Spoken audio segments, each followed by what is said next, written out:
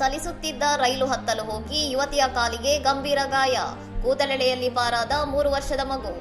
ನರ್ಮದಾಪುರಂನ Itarsi railway junction platform ಸಂಖ್ಯೆ 4ರಲ್ಲಿ ಚಲಿಸುತ್ತಿದ್ದ intercity ರೈಲು ಹತ್ತಲು ಹೋಗಿ 25 ವರ್ಷದ ಅಂಜಲಿ ಕಶ್ಯಪ್ ಎಂಬ ಯುವತಿ ಭೀಕರ ಅಪಘಾತಕ್ಕೆ ತುತ್ತಾಗಿದ್ದಾರೆ.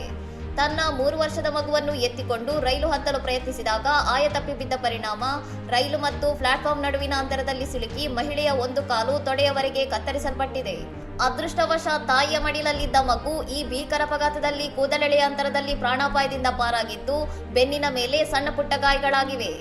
ಘಟನೆಯನ್ನು ಗಮನಿಸಿದ ತಕ್ಷಣ ಪ್ರಯಾಣಿಕರು ಚೈನ್ ಎಳೆದು ರೈಲನ್ನು ನಿಲ್ಲಿಸಿದ್ದು, ಬಳಿಕ ರೈಲ್ವೆ ರಕ್ಷಣಾ ಪಡೆ ಮತ್ತು ಸಿಬ್ಬಂದಿ ಸಮಯ ಪ್ರಜ್ಞೆಯಿಂದ ಮಹಿಳೆಯನ್ನು ಹಳಿಯಿಂದ ಹೊರಗೆಳೆದಿದ್ದಾರೆ. ಗಂಭೀರ ಸ್ಥಿತಿಯಲ್ಲಿದ್ದ ಮಹಿಳೆಯನ್ನು ಆಂಬ್ಯುಲೆನ್ಸ್ಗೆ ಕಾಯ್ದೆ ಸಿಬ್ಬಂದಿ ಖಾಸಗಿ ಆಟೋ ಮೂಲಕ ಸರ್ಕಾರಿ ಆಸ್ಪತ್ರೆಗೆ ದಾಖಲಿಸಿದ್ದು, ತಾಯಿ ಮಗು ಇಬ್ಬರಿಗೂ ಚಿಕಿತ್ಸೆ ನೀಡಲಾಗುತ್ತಿದೆ.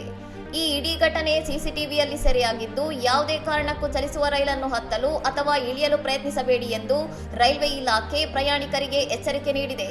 ಇನ್ನಷ್ಟು ಸುದ್ದಿಗಳಿಗಾಗಿ ನೋಡ್ತಾ ಇರಿ ಸೌರಂ ಟಿವಿ.